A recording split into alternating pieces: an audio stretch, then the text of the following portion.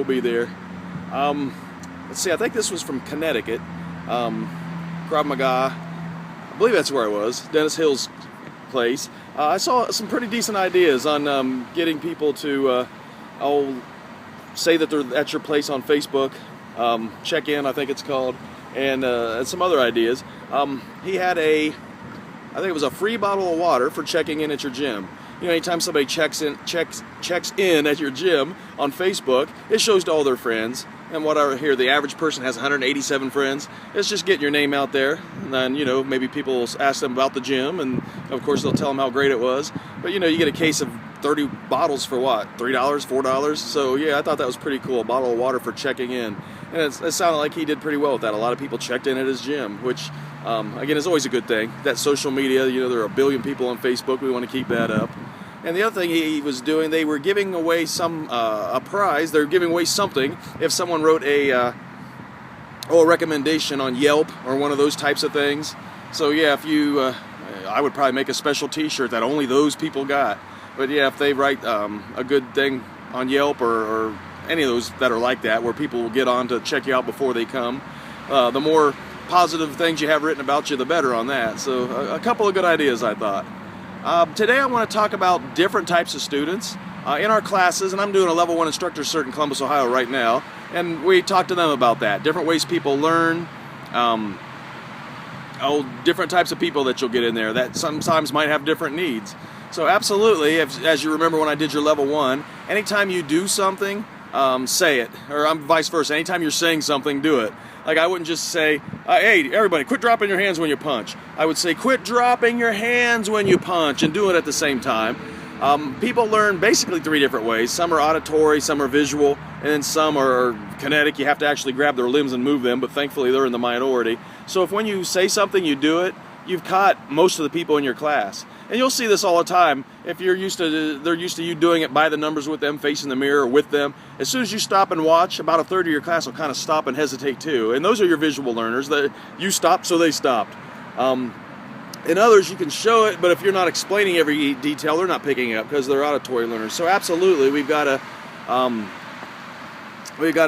as we say something, always do it. Always. That's just been a habit of mine forever. That's why I tell you, do the warm-ups with people. Do everything as you're saying it.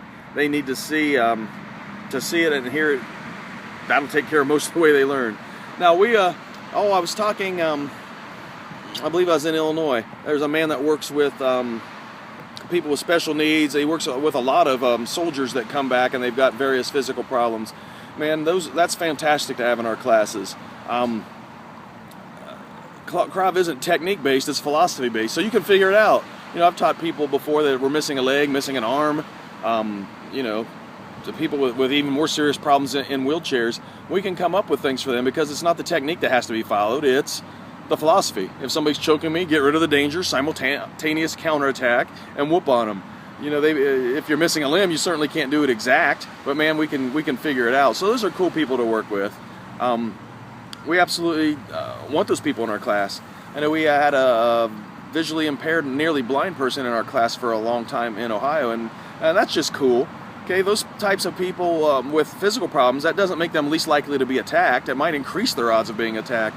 So those are certainly people we want in our Krav classes, and that's cool. Just work with them. You might show the technique for the class and then go over there, or you were an assistant, you're over there trying to figure out, what would you do? What would we do? And that's always a question to ask. What would you do? I know some of us have very big people. A couple of my favorite students ever, they were 370 anyhow. They were big people. And I had one guy, I think he went clear to level 3, being that huge. And I was just shocked, man. He went through the level 1 test, he went through the level 2 test. I was just as impressed as can be with him. But there are certain things that he would never be able to do, like our ground movement. He has too much mass on the ground to ever get around on the ground in level 1 faster than somebody could sprint. So, I usually tell my classes when I'm teaching level 1 training, well, what will we do? Never pass them on the test? They can't pass that technique? What would we do? Just say, hey, you're stuck in level 1 forever? Of course not. If they physically can't do something, we can't hold them to that. Now, what I used to do to him a lot is say, well, what would you do? He said, well, if somebody got around me because I'm too slow to move while I'm laying on the ground, I would roll over, grab their legs, and roll over on top of them. I said, that sounds pretty effective. That would smush somebody. So yeah, I want them to have a plan and think, what would they do if they can't do that particular technique that we're working on. So you might, again, get some really big people. You've got to tweak some things. You know, they may never be able to do, we move most of our spin high kicks up to upper levels. But again, things like the ground movement, if they can't do it, they can't do it. Okay? You are there to make them safe, not to make them follow your curriculum, not to make them jump through your hoops. You are there for them, to make them safe. So absolutely work with them. Hey, what would you do? Every now and then, I mean, Krov's for everybody, we know this, but man, there's been a few times I've had such small, frail, weak people that's like, ugh, my goodness, she would never pass the test. And the couple I'm thinking of were very small females that just had no power. After, 6 months in level 1, they still wouldn't pass the test. Again, you have to walk in your head, walk through, well, what would this person be able to do if somebody were to attack them tonight? So we worked a lot of offensive knife with that lady.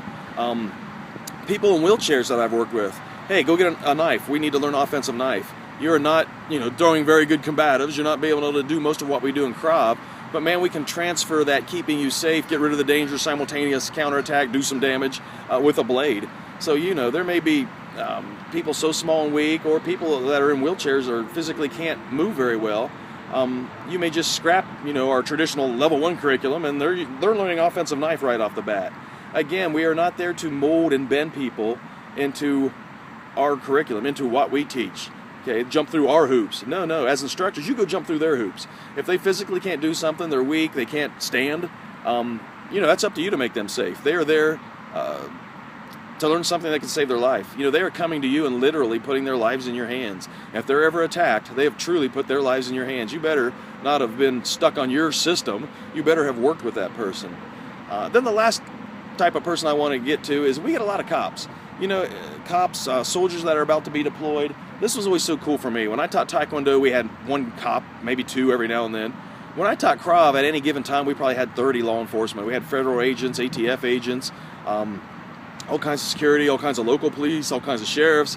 We had the gamut. I've taught FBI agents. It is just cool that those people flock to you. That tells you you're doing something valuable. They see the value in it, and they know it could save their skin. That's why they're there.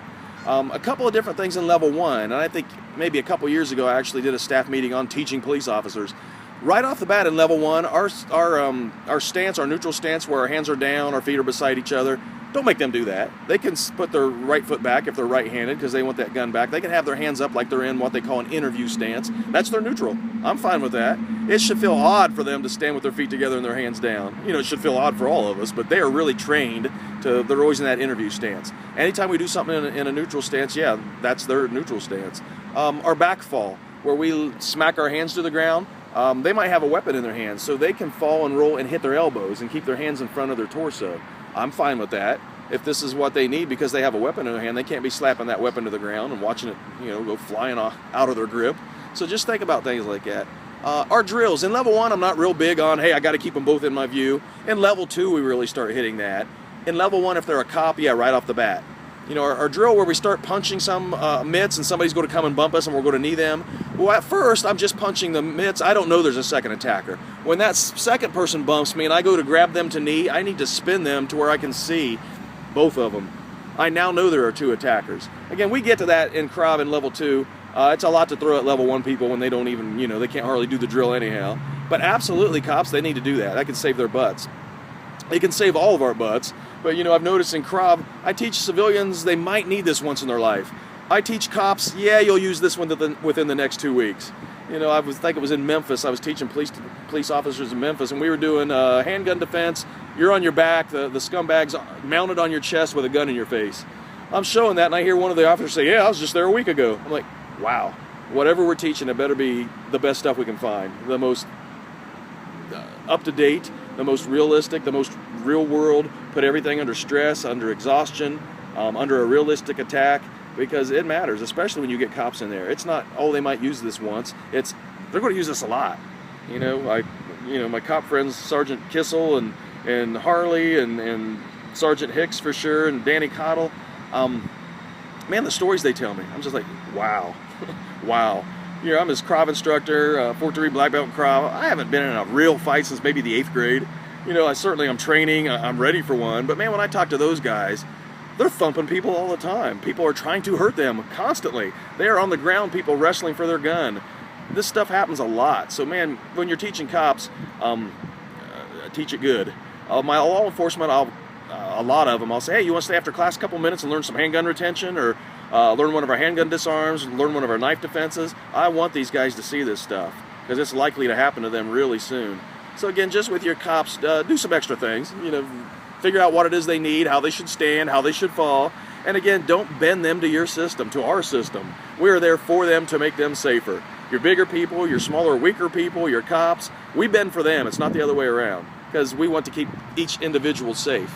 If you've got anything to add to that, I'd love to hear from you. Other situations you've come upon to where you have to teach maybe a little bit different. Again, don't forget to look up the registration for that affiliate training weekend. I love doing that, getting all my affiliates together. We get to meet each other, we get to have fun, so the more the merrier. That Friday before, we also have a second-degree black belt test. Anybody that wants to come a day early and watch that, we'd love to have you. All right, y'all, hit me up with anything you need. You know how to get a hold of me.